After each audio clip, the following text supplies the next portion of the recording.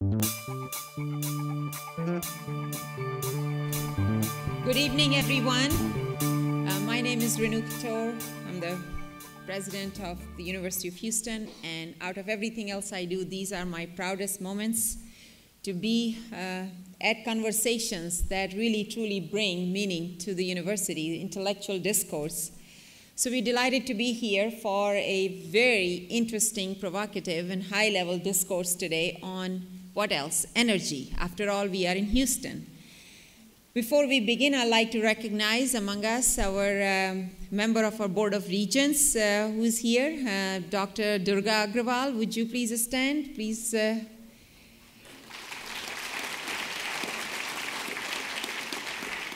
Dr. Agrawal is also our alum and very much, of course, interested in the field of energy. Some of you may know we have a fabulous, I think, the very best energy advisory board any university would have, but then that's what you would expect in Houston.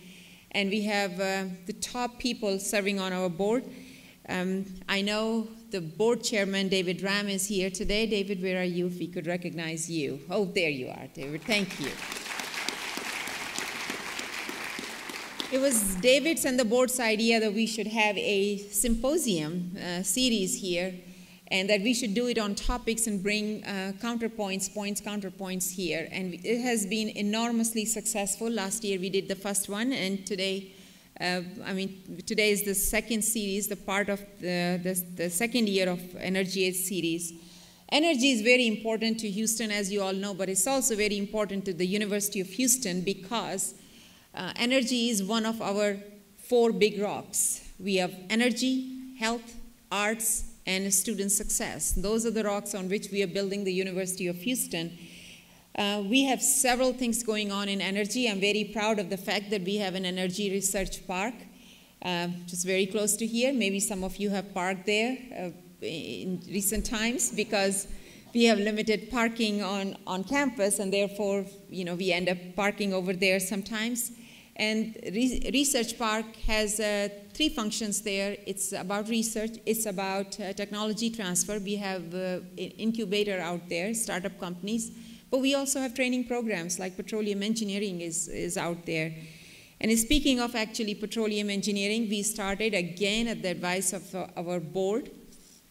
We started 2 programs that I'm very proud of. One of them is a petroleum engineering program, which is designed along with the industry expert.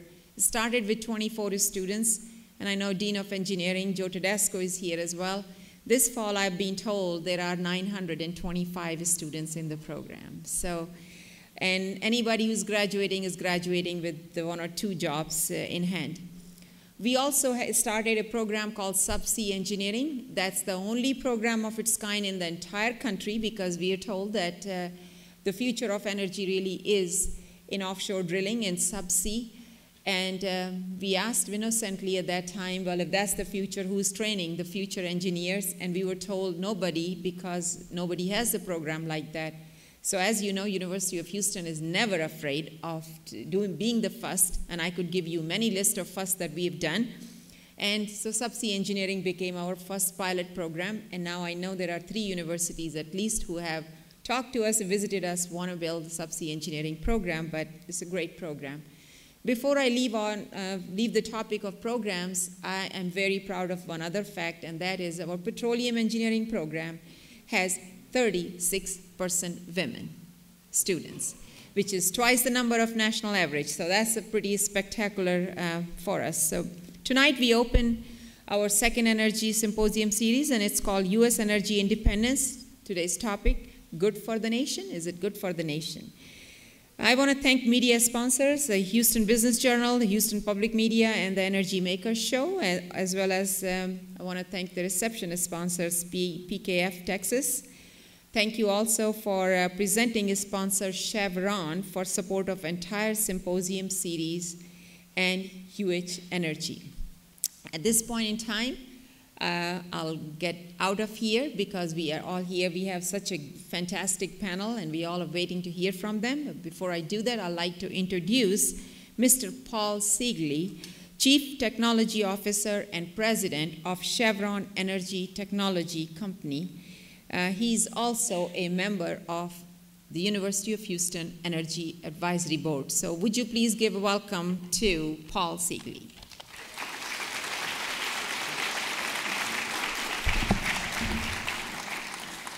Thank you, President Couture, for hosting tonight's event. Chevron is proud to be a sponsor of the event tonight and proud to support the University of Houston. The university has made a commitment to our industry, a commitment to work as a value partner for research, innovation, and solutions. We applaud the work that President Couture has done in helping the university achieve Tier 1 status. So we look forward to tonight, and we look forward to continuing our relationship with the University of Houston.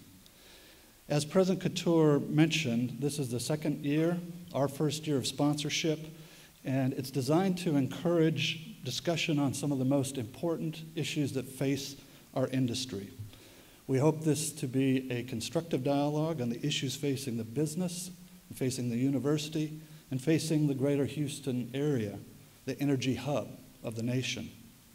Tonight's topic is U.S. energy independence. By coincidence, today, the International Energy Agency announced that the United States has passed Saudi Arabia as the top oil producer in the world for the first time since the 1990s.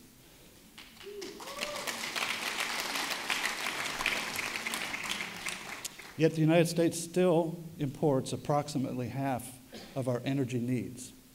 Tonight's panel will discuss whether energy independence is possible or even desirable. Future symposium topics include America's energy transportation infrastructure, private profit versus public good, and our next energy workforce.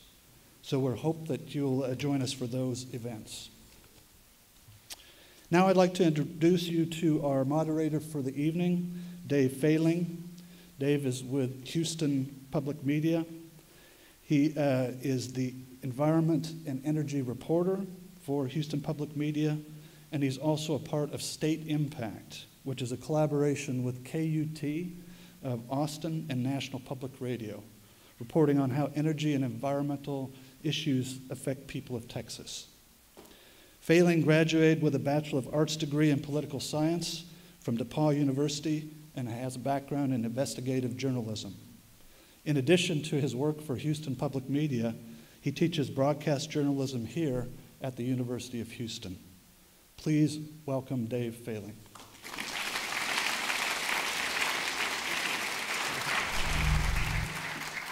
Thank you, Paul, and thank you, President Couture.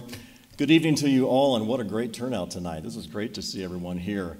As Paul was mentioning, I work for Houston Public Media. You may know me as a voice on the radio. Used to be on television some years ago. So part of all that, I covered a speech the other night by Governor Perry, who was here in Houston. He talked about this very topic, energy independence. And Perry looked at it from a foreign relations standpoint, or maybe to say it another way, how the U.S. can put it to Putin. My words, not his. But I think this is what he wanted to say, though.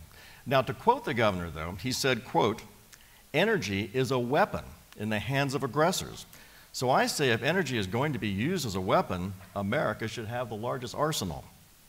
And really, why wouldn't energy independence be a good thing? Well, some say the whole idea is a mirage, that we can't drill our way to independence, that it's our allies who have a dependence problem, and that in the end, we'll all choke on all that carbon pollution if we continue to rely on fossil fuels. So, to debate this very important issue tonight, first, Ed Chow. He's a senior fellow in the Energy and National Security Program at the Center for Strategic and International Studies in Washington.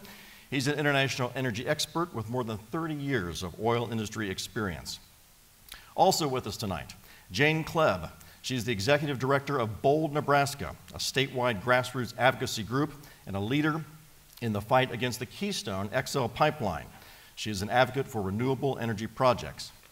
And Ed Hers, he's managing director for Hillhouse Resources, an independent exploration and production company working in an emerging shale play right here on the Texas Gulf Coast. Hers founded and co-chairs an annual energy conference at Yale University. More importantly, though, he lectures right here at the University of Houston, and we are glad to have him.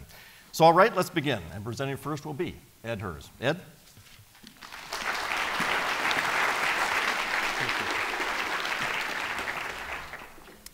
Thank you, Dave. Fellow panelists. Tonight, we're here to discuss energy independence, or as I like to refer to the issue, energy security. In particular, we're not addressing the lack of energy security for the electricity grid. It's increasing instability due to aging infrastructure, the addition of intermittent renewable power, the strategic games that traders can now play, or that the Northeast must rely upon Canada for electricity, and that Texas must rely upon Mexican power plants for electricity, because the Public Utility Commission and ERCOT have no alternative or reliable strategy. We are not here to discuss nuclear power, coal, or natural gas. All are plentiful if we pay for them, including development and emissions reductions and waste storage and disposal. These topics will be addressed later in these symposia. We are here to discuss the United States' reliance upon foreign crude oil supplies. Our topic tonight begs the question that one of us may say that energy independence is not good for the United States, but I think we can safely assume that energy security is good for the United States. There are many salacious myths, but tonight we will discuss the realities. So why worry about crude oil at all? Well, first, nothing about the crude oil market indicates that it is a free market. 94% of the world crude reserves are held by sovereign nations that are not the United States. During the Great Recession of 2008, crude oil prices rose before plummeting. More importantly, RAND, the War Game Consulting Group for the federal government and business, estimates that there is at least an 8% probability of a major supply interruption over the next decade. We know that various hostile countries have at one time or another threatened to block the Straits of Hormuz, through which flows 10 to 15 million barrels of oil a day to the world markets. Our Navy has ships there. The Chinese are conducting joint naval exercises with Iran this month. In 2006, the Saudis repelled a terrorist attack on one of their major facilities. That's the one we know about. You may remember the Arab oil embargo in 1974, but as we look at this slide, the oil imports continued to flow into the United States in 1974. There was no diminution of supply. So then what caused the long lines at the gasoline stations? It was our domestic policy response to the embargo. President Nixon's wage and price freeze policy caused the long lines. Domestic refiners were unable to raise gasoline prices in order to pay for the higher priced crude. So for a time, refiners shut down rather than go straight into bankruptcy. The Arabs had nothing to do with long lines at fuel stations. Nothing at all. It was the US domestic policy response that dictated the long lines. The world oil market is one market, as Professor William Nordhaus' diagram here illustrates. He did this with a wonderful free hand. The economist's law of one price dictates that apart from transportation cost and the difference in grade of crude oil, we can have light and sweet crude oil, we can have heavy and sour, that the price of crude should be the same across the globe. As it goes into the bathtub and comes out, that's the only difference. Oil is the one global commodity priced exclusively in US dollars. Differences in price between the Bakken, Cushing, Gulf Coast, Brent, and Saudi Arabia are made up in the transportation cost and the matching of the types of crude oil to the appropriately configured refinery. But this supply is constrained by cartel behavior, by collusion that is illegal under United States law, but who around the world plays by our rules. So let's suppose another actor gets involved and we have a major supply interruption of 10 million barrels per day out of the daily world oil market of 80 million barrels. Here we estimate that the price could rise as high as $400 a barrel before beginning to fall over the next 6 months as consumers turn to other fuels, conservation, and the supply is restored. The only criticism my co-authors and I have received on this paper was that the estimation of the recovery time was far too short. The triangle in this area would be the lost consumer surplus, or the economic hit that would be borne by the consumers in the event of a supply interruption. As an economist, let me show you the math. The price elasticity of demand is a measure of how the price of crude oil will vary with the change in the quantity supplied. A price elasticity of -1 means that a 1% decline in the quantity supplied will lead to a 1% increase in price. A price elasticity of less than -1, as we see here, means that for every 1% decline in supply, the price increase will be some multiple more than 1%. The long-term price elasticity of oil is generally taken to be approximately -0.11 and assumes that the market responds over a longer term, months and perhaps years, before reaching a price and quantity equilibrium. My co-authors and I estimate a shock price elasticity of -0.04, and the removal of 10 million barrels of oil per day of supply will lead to a $400 per barrel price we illustrated on the previous slide. William Nordhaus' shock price elasticity of demand is an even smaller number, -0.015, that indicates such a horrible price increase should occur with a major supply interruption. This is what keeps us up at night. Not that the United States is susceptible to having a physical interruption of supply, but the United States is very exposed to the economic damage of a major supply disruption. The United States would surely be sent into a recession, as would most of the developed and crude oil dependent world. This is not a good outcome. Who buys more if the price goes up? We have proposed a solution. We proposed a return to President Eisenhower's policy of an oil import quota. That is, limiting imports of crude oil as he directed by executive order in 1959. Recall that General Eisenhower spent much of World War II securing crude oil supplies to defeat our enemies. As president, he understood the strategic weakness of relying too much upon the cheap oil of the Middle East and the countries that supplied that crude oil. We propose a gradual withdrawal from the world oil market, but for our Canadian friends, we do not propose including Canada in the oil import restrictions.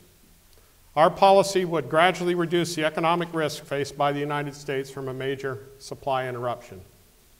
Our policy would increase the domestic price of crude oil, no question, and as we back it down with our supply curve taking control versus the world supply, we would have the domestic price rise over time from P1 to P10.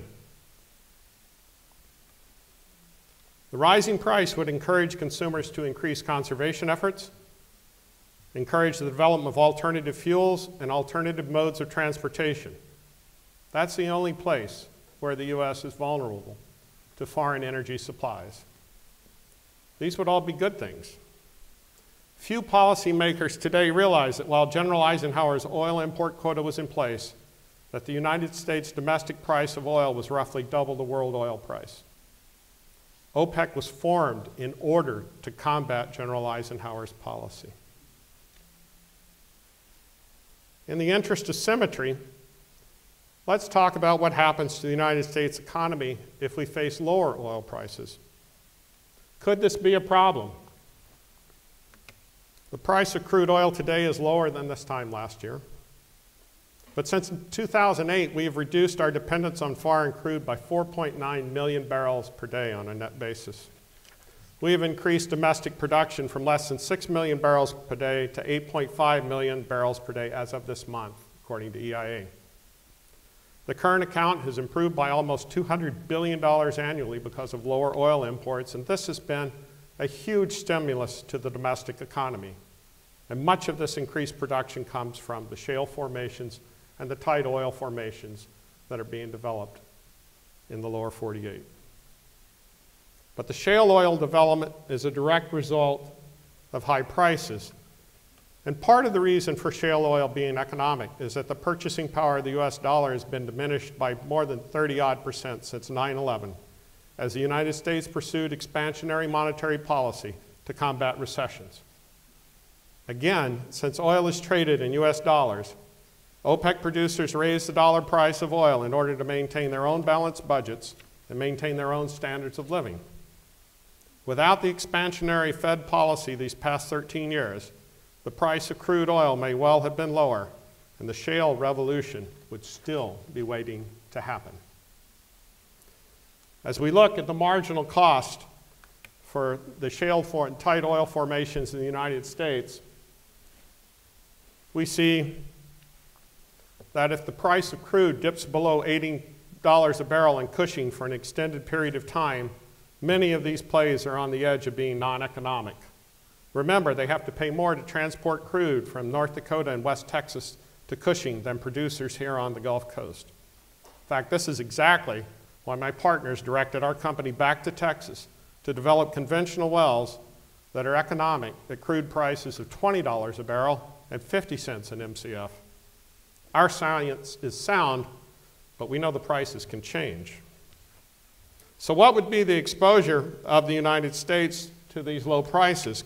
Using our price elasticities of demand from above, just adding 1 million barrels of oil per day to the world market without anybody looking may run the price of oil down from $100 a barrel to below $70 a barrel, and perhaps even below $17.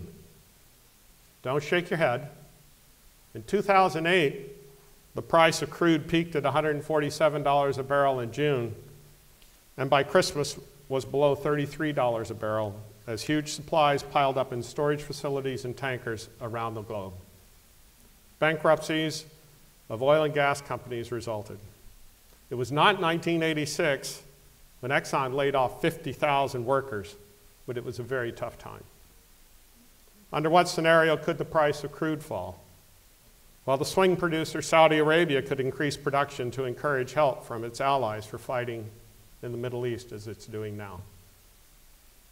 The United States and Saudi Arabia could collaborate again to run oil prices down to economically damage Russia that received $283 billion in hard currency for its oil exports last year, in addition to its gas exports to Europe.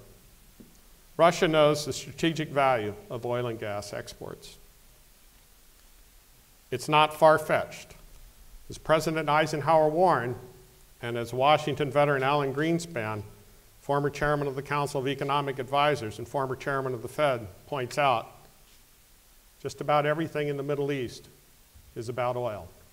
Who owns it, who controls it, and who's going to pay for it.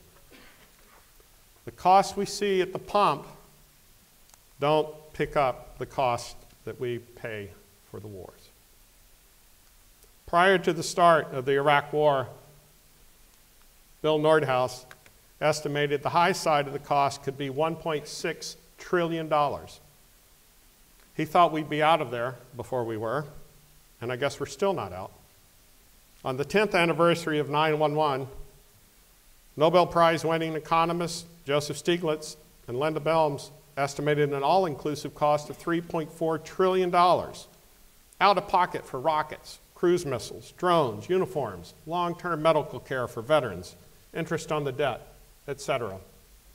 As of the most recent anniversary, that number has risen to more than $4.4 trillion. That expenditure is only reflected in the ever-growing national debt and future obligations of the nation.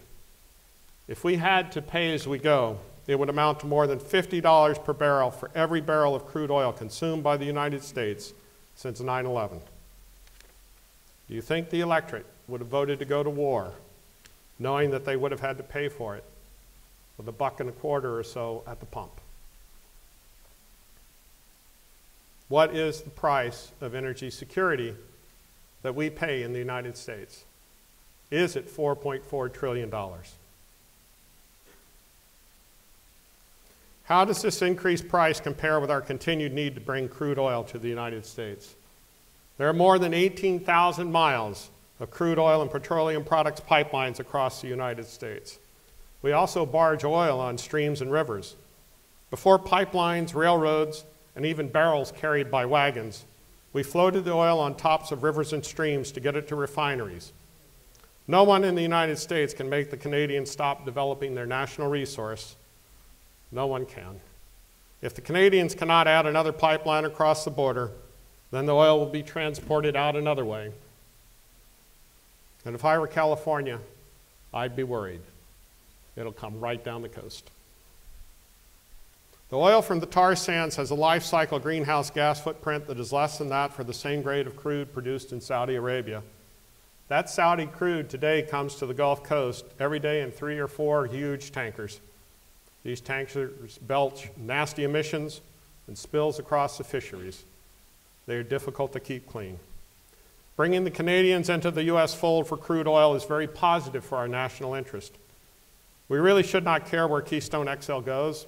Whether it stays in Nebraska or is relocated to avoid the state altogether is of little concern to us in the grand scheme of national interest.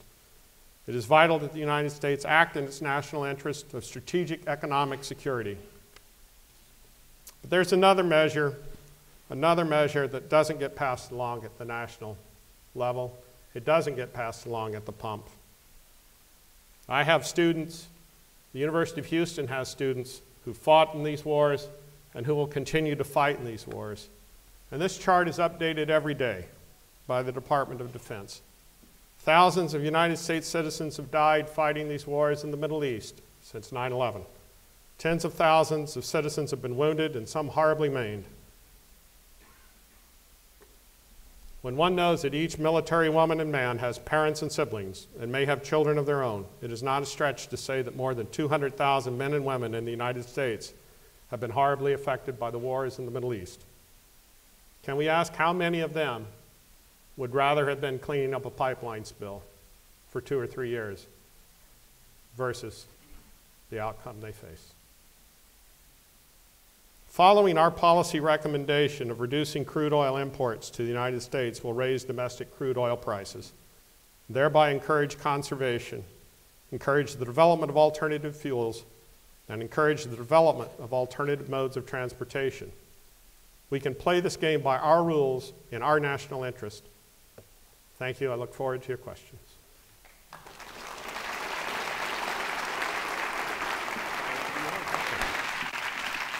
Thank you, Ed Hers, and now to Ed Chow.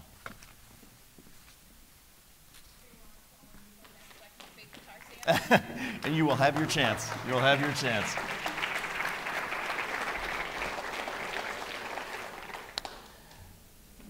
Thank you very much, Dave, and I want to thank the University of Houston for inviting me to this symposium, and thank all of you. It's very impressive to have a packed house on this topic. I always also want to thank one of my former employers, Chevron, for sponsoring this symposium. I spent 20 very enjoyable years with Chevron, so I'm proud to be part of this discussion tonight. As I understand it, the idea is to have a dialogue among the panelists as well as with the audience. So I'm not going to really give a speech here so much as to paint a picture for you. And as a recovering oil company person, I can't speak without PowerPoint slides, so I'm going to bore you with some of those as well. So the first thing to say is that the unconventional oil and gas revolution has really been a radical revolutionary change in the energy world, starting, of course, in the United States and for North America. We have the entire conversation in the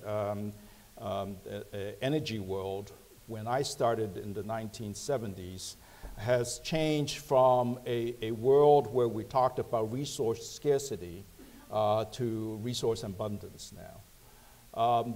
You know, it was only maybe 5 years ago when peak oil was the talk of the energy world, and when was the last time you heard anyone talk about peak oil? Not anytime soon are we going to hear this again. And the impact in the United States in terms of production have been really dramatic. This picture shows the increase in production in the United States for both dry gas, natural gas liquids, as well as crude oil production. So I think Ed mentioned the dramatic increases in production. The other happy part of the story is that it isn't concentrated, the resource itself is not concentrated in one or two places, but is actually spread around the country. There are shale plays all around the country, and it's not limited to one or two places. We have increased the resource base that we're examining tremendously. And it's had a tremendous increase in the shale gas production in the United States. It's now over a third of our domestic natural gas production is shale gas, and it's estimated by I think this is from the Department of Energy's Energy Information Administration, to be more than 50% by 2040. That has led to a point where we instead of becoming or being a net gas importer, slated, by the way, not too long ago to be a major liquefied natural gas importer. There was something in the order of 40-some projects proposed at one time to import LNG into this country. And now, before the end of the decade, the United States will become a net gas exporter on current trend.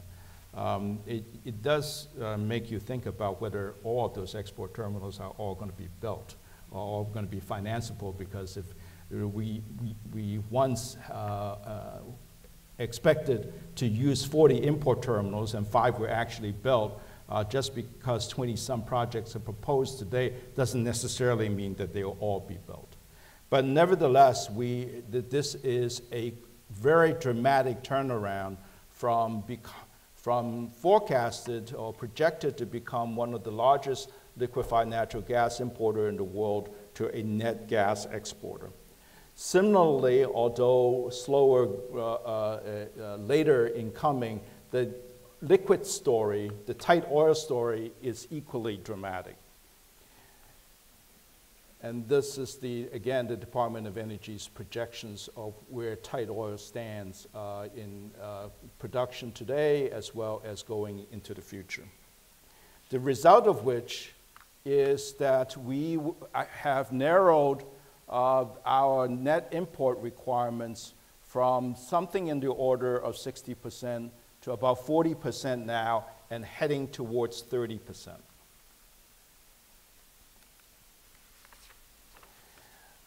The good news that we just heard, I think, from the IEA, that the United States is going to be the largest liquids producer in the world, surpassing Saudi Arabia.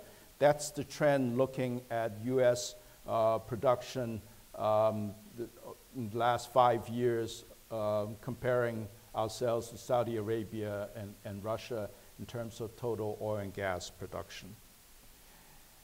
The picture that it then comes to is a very interesting one, and one that in foreign policy circles in Washington is discussed quite a bit recently.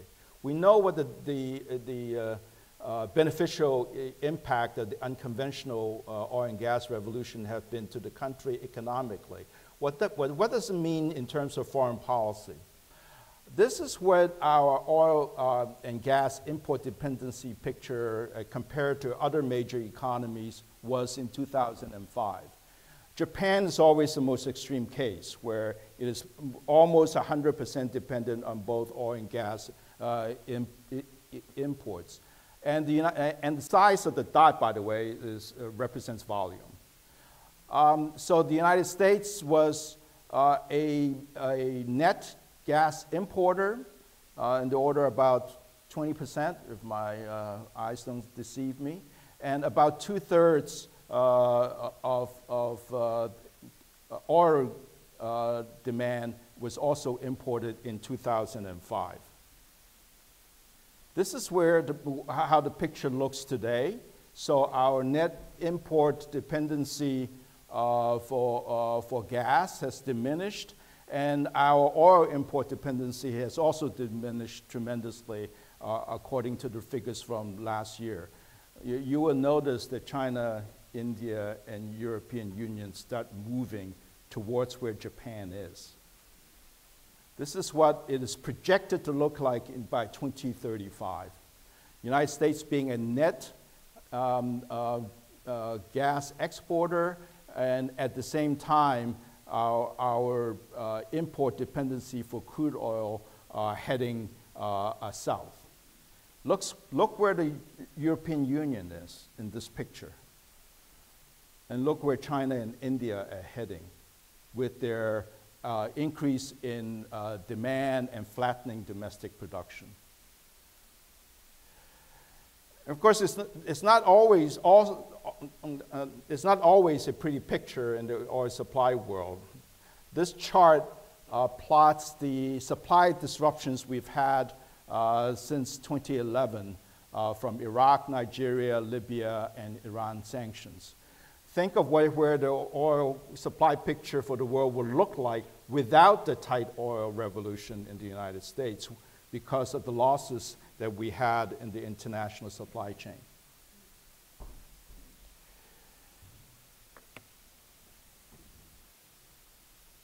I was very interested in Ed's description of prices.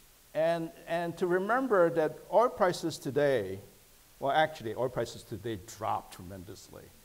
As a recovering oil guy, I still watch it every hour or so. And Brent and WTI dropped by more than 2 to 3% just today.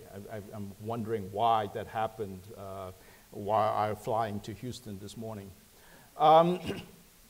But even at the Brent prices below $95, we've had almost 4 years of $100 plus Brent prices, which are the highest oil prices the world has ever seen in both nominal and real terms, inflation-adjusted terms, which explains the soft demand around the world, but also explains the shale gas revolution and tight oil revolution, in a sense, that Ed referred to, which is that you would expect in a capital-intensive, long lead time industry that there will eventually be a supply response to high prices.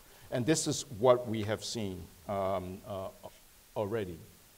Will prices come down even more, especially as political uncertainty maybe diminishes over time? That is an interesting question. And if the prices were to come down, as they did in 2009, when it came down to $32.40, but I wasn't really counting, from a peak of $147.20 in 2008. And how long would it stay down if it were to come down is an important geopolitical question. So what does that all mean to the United States? And what does it mean to our foreign policy? Is the Middle East important anymore to the United States?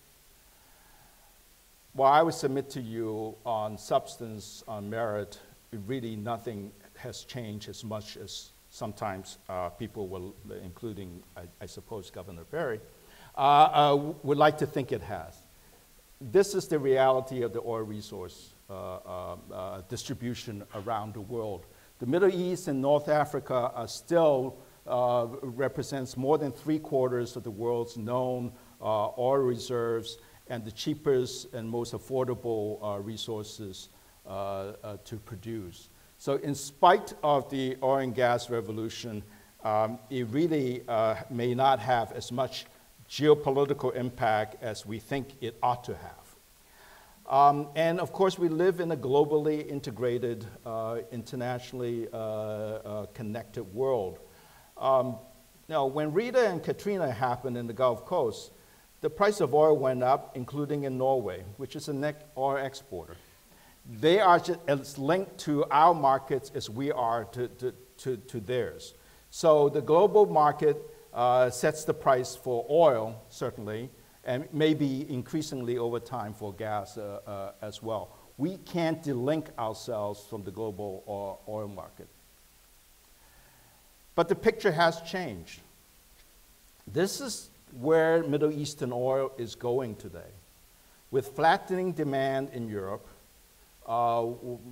for both economic reasons as well as demographic reasons, with lower net American oil imports, most of that oil coming out of the Strait of Hormuz, and a lot of it does, something like a third of traded oil comes out of the Strait of Hormuz, they're heading east. So what does that mean to our foreign policy? What does that mean for our military posture, for our projection of power around the world? As whether we like it or not, the single global power right now, what are our responsibilities for protecting what might be oil going to China or India, but not here? What are our policymakers deciding right now in terms of what we ought to be doing with the Navy, for example? It's a dilemma, isn't it? I mean, maybe we should are able to reduce our military posture around the world if the only thing we're worried about is oil coming to the United States. But what about our closest allies and trading partners in Japan and Europe? Do we care about them? What are our feelings towards the Chinese building a blue water navy? Is that a good thing? After all, they now have interests to protect sea lanes just as we did. Is that a good thing for us, a bad thing for us? Is that something we ought to combat, something we ought to cooperate with them on the protection of sea lanes? These are questions that need to be asked, and I always say that think tankers like me, if you can't come up with the right answers, at least you ought to pose the right questions. This is what this unconventional oil and gas revolution have brought our country to, that our policymakers really have not spent a lot of time thinking about yet. My problem with what Governor Perry was reported to have said, you were there, and you reported on it, is that for 40-some years, we've preached that oil and energy should not be used as a political weapon, ever since the Arab oil embargo. We accuse Russia of using energy as a political weapon. So is this something now that we want to be engaged in, or is this something that needs to be talked about at a different level? Again, I'm not going to give you the answers. I just want you to think about it. But there are many takeaways to this unconventional oil and gas revolution that we can consider. And the most important of which, because I work in a national security and foreign policy think tank, is not just the micro energy industry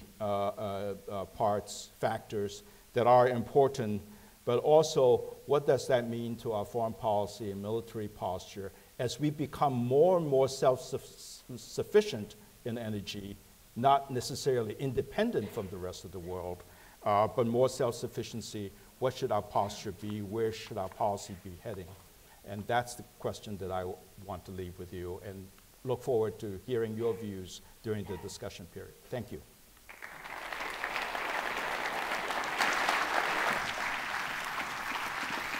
Thank you, Ed. Yes, I just report the news. Jane Kleeb is so anxious to get up here now because of some of the things said about the XL pipeline, so I'm not going to hold up any longer. Jane Kleeb.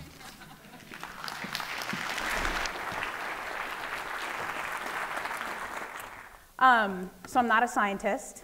I'm a mom and I'm an advocate with landowners. But a few things were said about tar sand, so before I go into my presentation, let me just say a few things on that. One, tar sands development's not inevitable, despite what the speaker said. In fact, 3 tar sands projects were canceled just this year because the lack of capacity of pipelines to get the nasty stuff to market. And if another pipeline would solve the turmoil in the Middle East, it would have been solved a long time ago. So that's not the answer to soldiers dying in Iraq. All right, so thank you to Chevron for having an advocate and a non-scientist up here to talk about energy. I work in Nebraska with a group called Nebraska, and we've been working with farmers, ranchers, and tribes for the past about 5 years pushing back on Keystone XL. But we do something much more than that, because if we just sat there and complained about energy we didn't want, that wouldn't look so good for the solutions that we want to have. And so we work hard to make sure that we're walking the walk, and we actually have built a clean energy barn, yes, directly in the path of Keystone XL, on land directly on the proposed route. But we did that to send a very clear message that we do think that America can be energy independent, but that doesn't mean more oil and gas. It actually means diversifying our energy base, so we're not reliant on the ups and downs of the oil and gas industry. But more important, it means that our land and water are not constantly at risk for very unconventional oil and gas projects. And so if we can show this video, that will start my remarks for today. It's about a 2-minute video.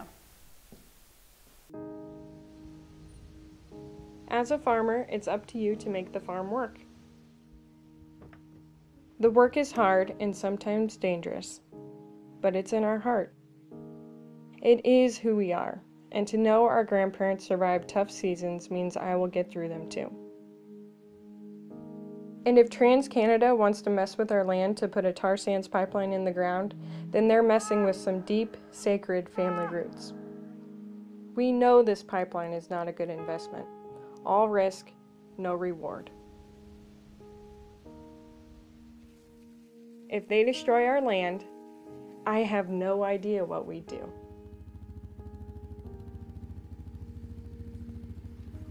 Farmers and ranchers in Nebraska didn't ask to do business with TransCanada.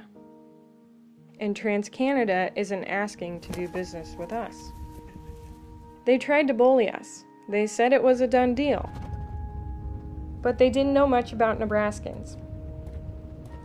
So we built a barn. We are overwhelmed to see so many friendly faces, ranchers, students, Republicans, Democrats, out-of-staters, all here in little York County, Nebraska. If TransCanada gets what they want, they're going to have to tear up sustainable energy to keep their dirty, dangerous tactics. And there is no way President Obama would let that happen. Mess with the bull, you'll get the horns. We don't care too much for politics, but this is our land and our water. It's who we are.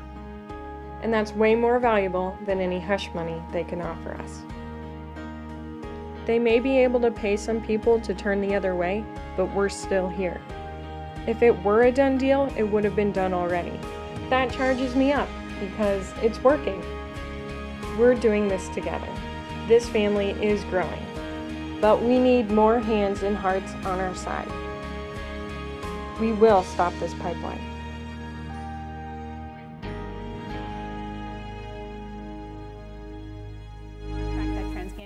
TransCanada gives landowners, it says that you can't have any permanent structures in the path, which is why we built that barn.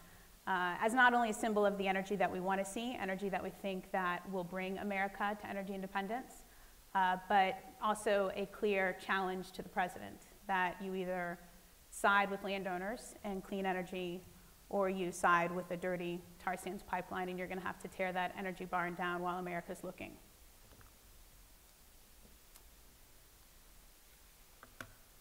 Achieving energy independence is obviously a goal we all want. But the question is, at what cost? And farmers, ranchers, and tribes all across America are dealing with the unconventional drilling and fracking that's currently happening. And clearly, fossil fuels are part of the energy mix that we need in America. But what's something that fossil fuel companies don't account for is the spirit in landowners, and I would argue social media, to start educating themselves that they don't have to give up their land and water for projects that they think are going to risk their livelihoods. Ranchers like Suze Luby knows that the way that corporations treated her in the negotiations with TransCanada, and the way that this happens all across our country, because stories are often the same. And there are good fossil fuel companies, and there are bad fossil fuel companies, just like there are good energy companies, wind energy companies, and bad wind energy companies. But if we're truly going to be serious about energy independence, then oil corporations in particular have got to get serious about treating landowners differently. Because the thing that we have that they need is the land. Without the land, these oil corporations and fracking companies can't do the projects that they want to do. So gone are the days that a corporation can just come in with a one-sided contract and tell a farmer or a rancher or a landowner that this is what you're going to get, this is the bottom line, it's one-time offer, and that's it. No negotiating really back and forth. If you don't do this, we'll take you to court over eminent domain. But the campaign that we've done in Nebraska, and I think really this is happening all over the United States, shows that people are beginning to stand up and are beginning to tell our political leaders that we want a different energy base, that we, yes, think that we can be energy independent, but that doesn't mean that we have to build another pipeline. A fundamental shift has got to take place, and is not at all currently taking place, of how that simple exchange of money in the past, I would say in the 80s, 90s, and early 2000s, where a landowner was given money and therefore they had to give up their land and their property rights. That no longer is going to work for us, because it's not only farmers and ranchers, it's tribes as well. Eminent domain has become a huge issue in our country. It was an issue in the Kelo case, Supreme Court, where they took somebody's land to build a shopping mall. And now you're seeing more and more cases, one in Texas, even with the rice farmers, where they are pushing back, saying, this is my property. I do have a right to decide what's going to happen on my property. Just like in America, we have the right to self-generate, the right to self-generate for the energy that we want to see, energy that builds our communities, versus energy that risks our land and water.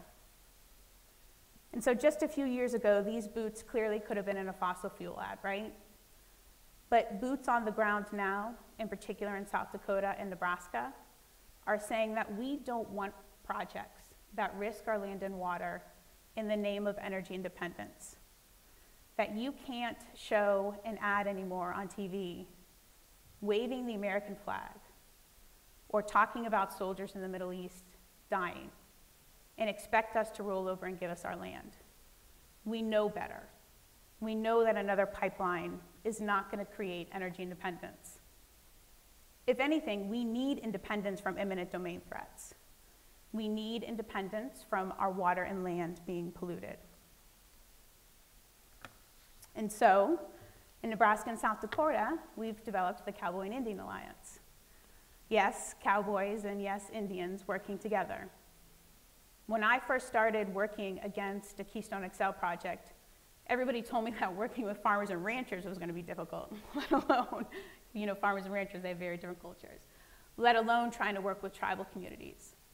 But the concerns about energy independence are all the same in those communities, and energy companies are not taking those seriously.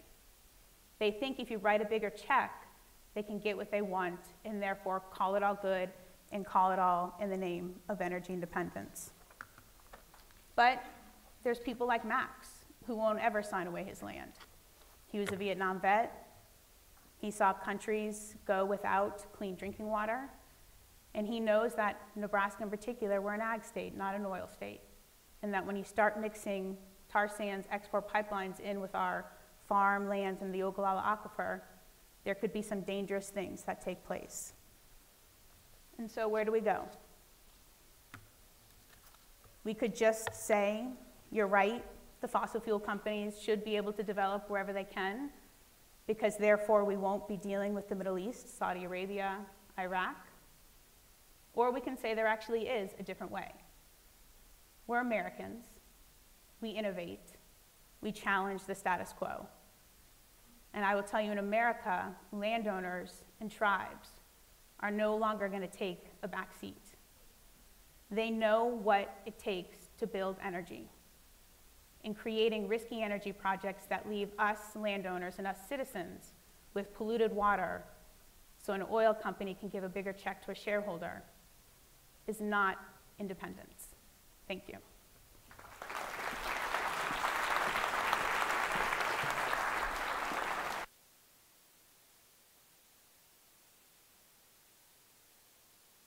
Not working? There we go. Just going to do some Q&A. I think you've all got something you can write your questions on. Is that what we've done? Passing them out right now, so you'll get to ask questions. And I'm going to start things off, though, because here's my take on what I've heard tonight. For one thing, when you start talking about oil as cheap as $17 or as expensive as $400 a barrel, that scares me.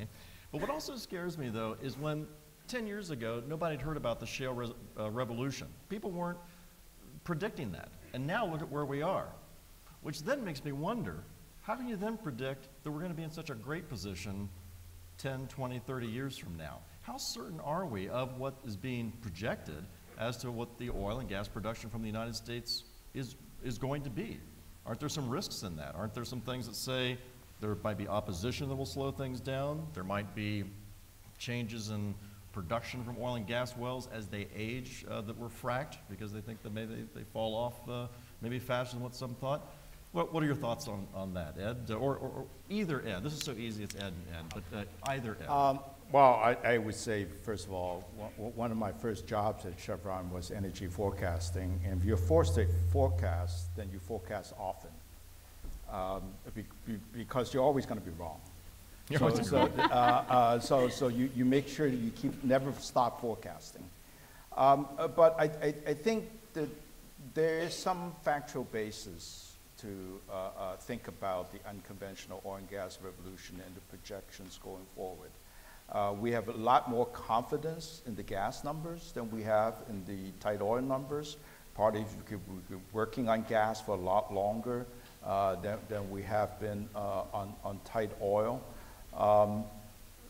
What has happened is that where we used to extract oil and gas in conventional production from oil and gas that migrated from the source rock to the geological traps where they are, we're now tapping the source rock itself. And so the resource base has been expanded exponentially. Our ability to improve the recovery rates from a very low percentage today, it will improve with technological advances as well as innovation. So I think there's a basis for these projections. A lot of it is price dependent. If prices were to come down, production would naturally come down along with it. But no, we used to say when gas was at $13 per million BTU, which really drove the shale gas revolution, some of us were so smart, we said, oh, if it ever goes down to $5, that gas will disappear. Well, gas went down to below $3 per million BTU, and we're still producing more gas. So innovation is part of the story as well, and I think that's very important to point out in a university setting. Certainly innovation in renewable energies is also important.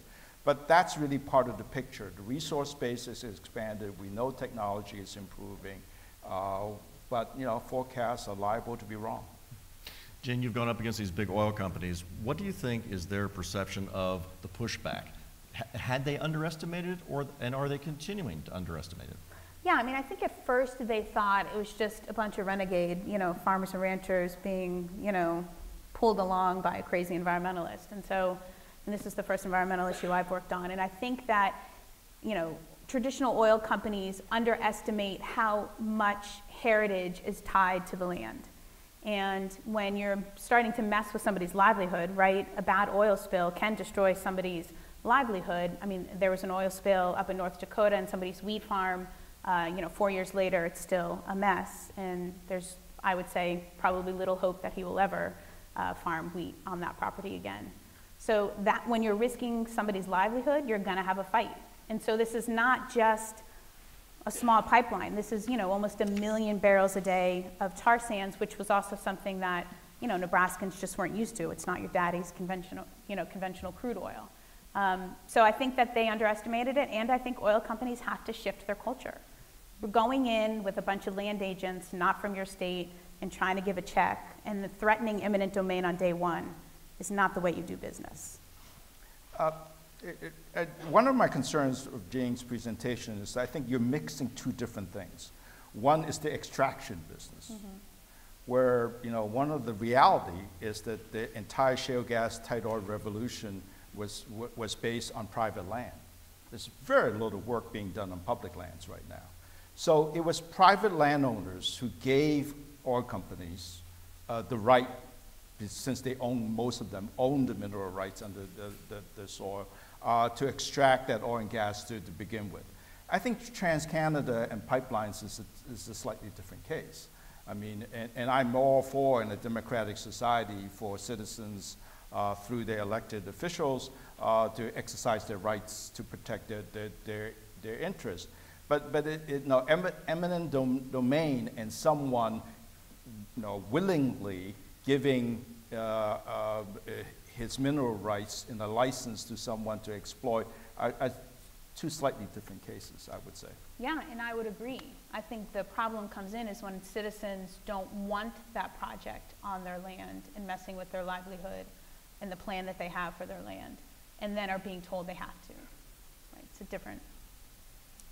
What about renewables? We mentioned Governor Perry, and when he spoke the other night, he never mentioned wind, never mentioned anything about renewables. He was just talking about drill more. Texas is one of the biggest wind producing states in the biggest. world. Yeah. It's the biggest in the, yeah, certainly in the nation, if not the world. Well, we lead the world in wind production. And is that still, though, a critical part of this equation? And if you have cheaper and more plentiful oil and gas, is that at risk of not being so much a part of the equation? Well, we don't have windmills powering our cars and buses. To a certain extent, who here has an electric automobile? Well, thank you very much. They sounded like a good idea. So, and so, as I said, we are energy independent with electricity for the most part, and the wind goes into the grid. The solar will go into the grid.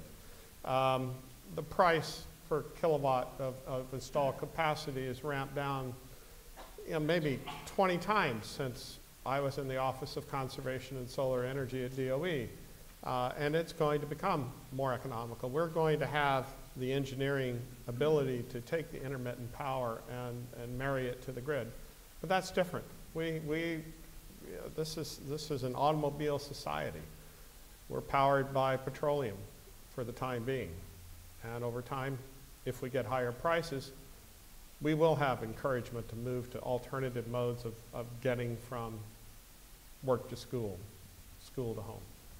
But I mean, but it can be different. I mean, so our cars are using less gas now, and in the next 10 years, they'll use even less. So essentially, we'll be buying about half the amount of gas than we currently are for our vehicles. And utilities are beginning to really encourage and push more electric cars because, as you know, utilities are in what they call the utility death spiral, which I'm not sure that's really accurate, but they are pushing electric vehicles as well. And I think you will see more electric vehicles as time goes on, and other, I mean, you know, if you're in urban communities, light rail and other forms of transportation, if we continue to say, well, we're a petroleum-based society and therefore that's all we're going to do, then we'll constantly be stuck in this kind of rat race that we're currently in. Two points. I think, first of all, I think, you know, a statement should be made that natural gas is actually plays very well with renewables. Because of the intermittency of solar and wind. Natural gas, which is much lower cost than, say, nuclear or a new coal-fired power plant, would actually work very well with renewable energy. So gas by itself is not necessarily a deterrent to further growth in renewable energy. What gas is doing in terms in the electricity sector is actually displacing coal, which makes it less popular in Kentucky and West Virginia. You know, it's a good news story by and large for the climate, for greenhouse gas emissions, because, you know, gas-generated power emits half the greenhouse gases that coal-generated power does. I think on the transportation issue, and of course Ed is entirely right, that right now we have a system based on liquid fuels. One of the things that this country have not thought about, besides mandating efficiency, which may just lead to another way down the road if gasoline prices remain relatively low of getting around it through another invention, just like we did with SUVs, which were first classified as light trucks and therefore was allowed a lower mileage standard. And people driving more is the idea that we ought to tax energy more. I mean, that's one of the things, especially transportation fuel more than we do. We have not had a federal gasoline tax since the first year of the Clinton administration. That's how long it has been. I've been advocating for a federal, and the Federal Highway Trust Fund, by the way, is bankrupt. And so I've been advocating for a more robust transportation fuel tax for a long time, which is why I would never be elected to public office. But you know, in a perfect policy world where we are looking at fiscal deficits, Social Security, trust fund deficits, and so on, you can see an increase in energy taxes, whether it's through a carbon tax or a transportation fuel tax, which would be the easiest to enact and execute, helping other parts of the federal budget that also need help at the same time in closing out fiscal deficits in this country. But you know, this is the kind of conversation that Washington doesn't like to have, particularly in even number years. But it is a conversation that's long overdue in my mind. And no Tesla owners out there? Tesla? Not a Prius? one. Prius? Anyone with a compressed natural gas vehicle? Even fewer. T. Boone Pickens is not in the house, apparently. No one from Oklahoma City. I think we've got questions from the audience right now. Is Jordan, is that Jordan Blum from the Houston Business Journal has some questions from Bloom? Bloom, yeah. Jordan Bloom from the Houston Business Journal is here with us now, and he's taking some of your questions. What's the first one there, Jordan? We've got a nice stack here. The first question, this is directed to Mr. Ed Hers. What is the practical aspect of restricting imports? First, you have to have Congress act, and second, these are oil companies that are multinational, not American. So who's going to make this happen? The president can do this by executive order, as Eisenhower did.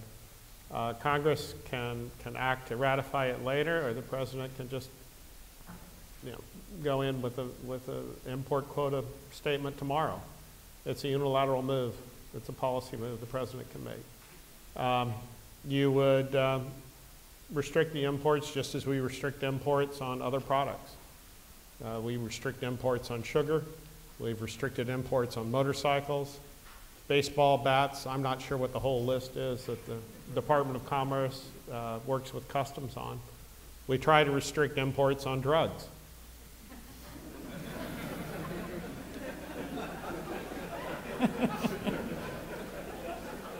I assume you don't mean pharmaceuticals.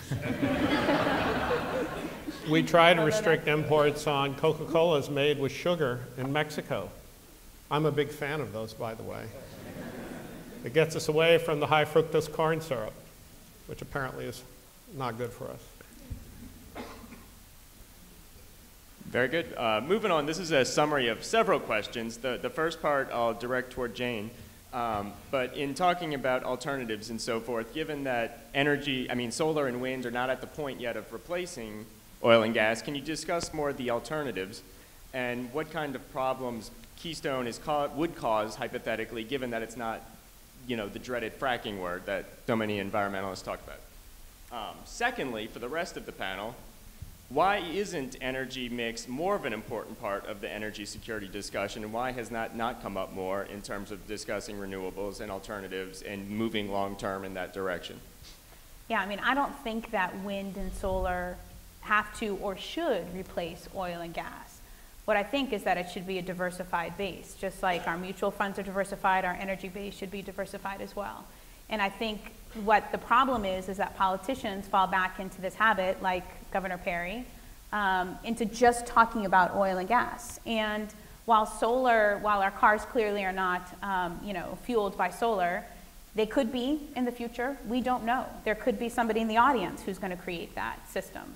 And so from my perspective, it's all about how do we make sure that our energy market is diversified, and we can do that right now we have the proper renewable energy sources to diversify our energy base, so we are energy independent. So we do rely less on importing foreign oil, whether it's from Canada or another country. So I think that's it. And obviously the concerns around a tar sands pipeline is that we've seen tar sands spills, bad ones, in Mayflower, Arkansas, and Kalamazoo, Michigan. And neither one of those are cleaned up yet. In the Kalamazoo River, still there are tar sands after all the chemicals evaporate from it. It sinks when it goes into water. Our government literally doesn't have a plan to clean up tar sands. They're currently studying that on how it reacts when it gets into water. So that's not a reassuring feeling if you're a farmer or a rancher who relies on the Ogallala Aquifer or the Platte River or the Niobrara River or the other 20 rivers that this pipeline would cross just in Nebraska alone, or the 2,300 wells that the pipeline comes within half a mile of. That's the concern, is the pollution in our water supply. And the second part of the question was, should renewables be more of our discussion tonight? Well, but the fact of the matter is renewables have been part of our discussion, and this administration, if anything, has pushed it very hard. I mean, the problem is we're talking about a matter of scale and time frame, right? Even if you have renewables growing at double digits for the next 20 years, it will still not replace all the oil and gas and coal and fossil fuels that we use. This administration came in to Washington thinking that they're going to have an energy transition. You know, remember Stephen Chu, the scientist, was made Department of Energy, and in one of his first press conferences, he said, "I don't do OPEC," which was kind of odd for a Washingtonian listening to a Secretary of Energy. But he thought that his job was to transform the energy landscape. But it turns out that that's not a 2-3 year job. It's a 2-3 decade, at least, proposition that we have to be engaged in. And the energy security situation in this country has really improved. I mean, if you look at the picture that I showed, and President Obama is taking credit for it, political credit for it, for being in office while the unconventional oil and gas revolution is taking place, even though he actually had very little to do with it, because the policy conditions that led to the unconventional revolution were laid many years ago by his predecessors, not by him. But it has been a good news story for quite a while now. And so I would disagree with the assumption in the question. And thoughts, Ed? No, that's fine. I agree. We have had renewable and clean energy as part of the discussion for administrations dating back to President Carter wearing the sweater as he spoke to us from the fireside. And put up solar panels at the White House. Solar panels at the White House. We have wind turbines here at the university. We've ignored the greatest renewable resource we have, which is nuclear power. We have the ability to reprocess the fuel and go forward and continually refuel the first generation 1A reactors. The challenge is, what do you do with the waste, which folks are rightfully concerned about. I'm always concerned when the nuclear industry has had the challenge of having Homer Simpson as its spokesman since 1987. Wind and solar are certainly part of the picture and will be going forward, but it is going to be several decades before we get ourselves away from petroleum for transportation. Take one more or a couple more questions if we can, but I want to just insert one though. One thing I wanted to get to before we're done tonight. You talked about the terrible nightmare situations of $400 a barrel oil, or is it $17 a barrel oil? I guess it doesn't make a difference, but that's pretty low. What's the biggest risk of either of those happening? With the world in such chaos, which one of those things do you see as having a greater risk of happening? Super high priced oil a barrel or extraordinarily low priced? Well, for the United States, the super high price of crude oil would be most damaging. My students don't have enough ability to carpool to class on Monday nights. They would be stacked on tops of the cars. They'd have to start out in their bicycles on Sunday night to get here. and some of them would probably still not make it. Because none of them have Priuses. That's right. At $17 oil or $50 oil, we would see these shale plays become non-economic.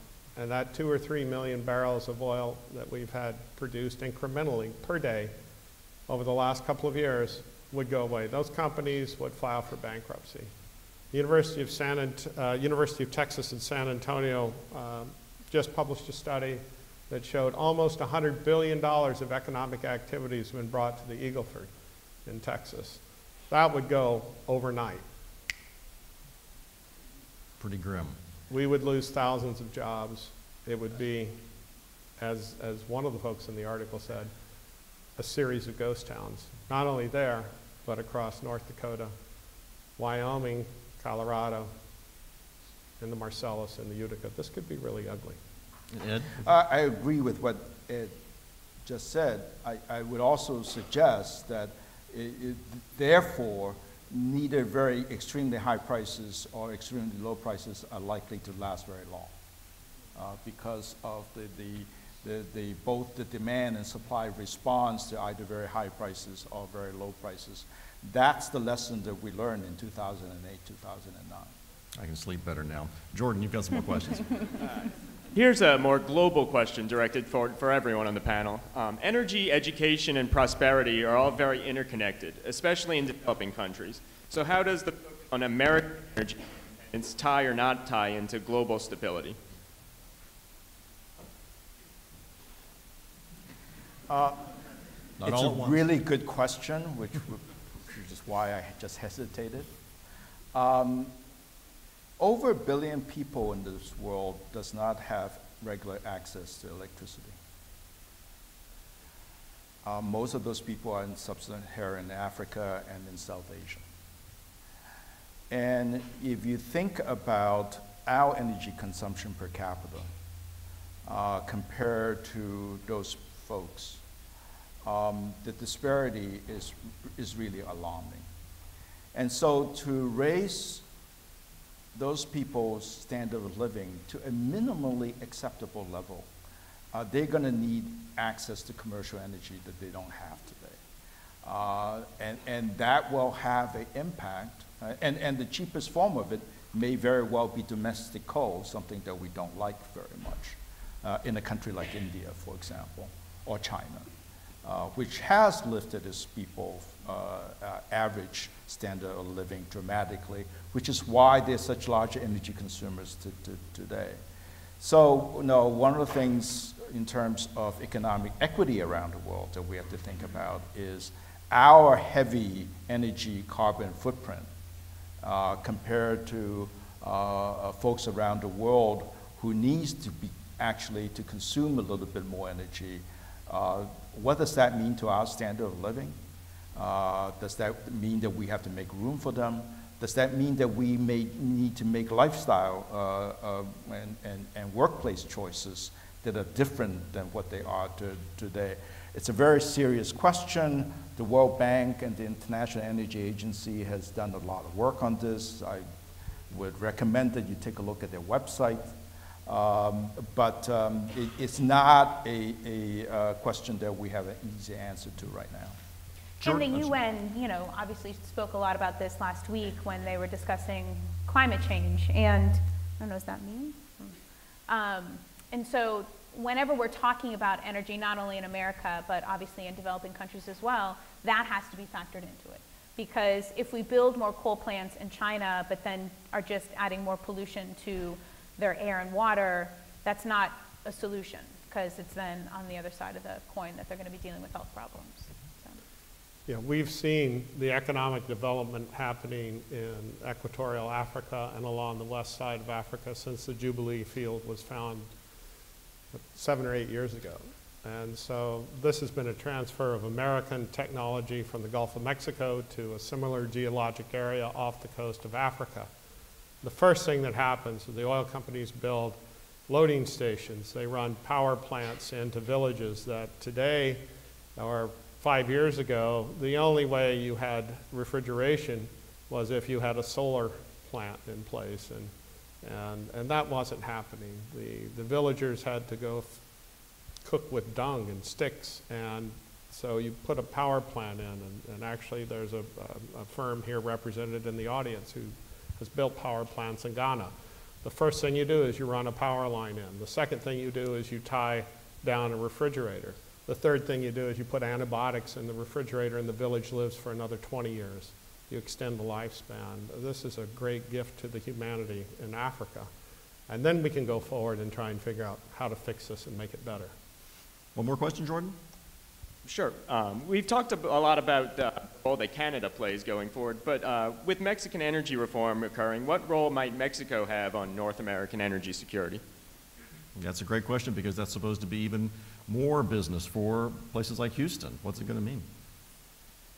Well, it's probably the most exciting political development, positive political development in the last couple of years.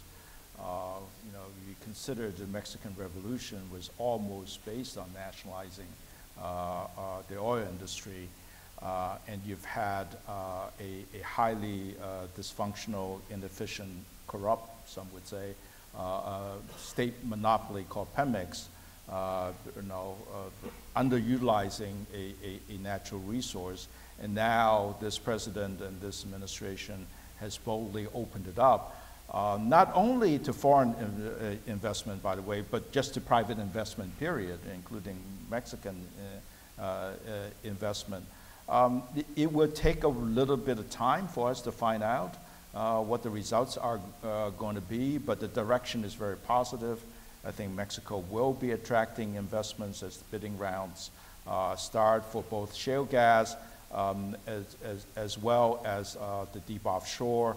One thing we know is that the Eagle Ford shale play doesn't stop at the border. And Mexico is importing gas from us right now when they should be, at a minimum, gas self-sufficient. So it's a very exciting story for North America, but it is foremost good for the Mexican people. Thoughts? Yeah, the political risk of investing in Mexico is a very serious issue. From one administration to the next, the rules can change, and they have changed over the years. They've opened it up to private investment, private ownership. One of the old Houston companies, Anderson Clayton, actually held private ownership in Mexico because it was grandfathered back from the 20s. But the ability to repatriate earnings, the ability to move profits from Mexico to the US or to other nations has always been limited. It remains to be seen how this is going to stabilize and whether or not they can keep it in place for 2 administrations, 3 administrations, or the decades that will be required for US investment dollars to go down there and stay. Unless I'm told otherwise, I think we have to start to wind things down here. I believe we're kind of running out of time.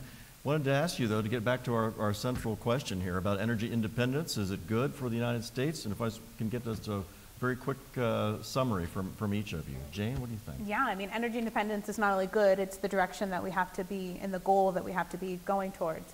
We just can't do it at landowners' expense, and it has to be a diversified energy base. So we're moving forward with not only traditional fossil fuels, but clean and renewable energy. In particular, I would say small community-based local energy projects.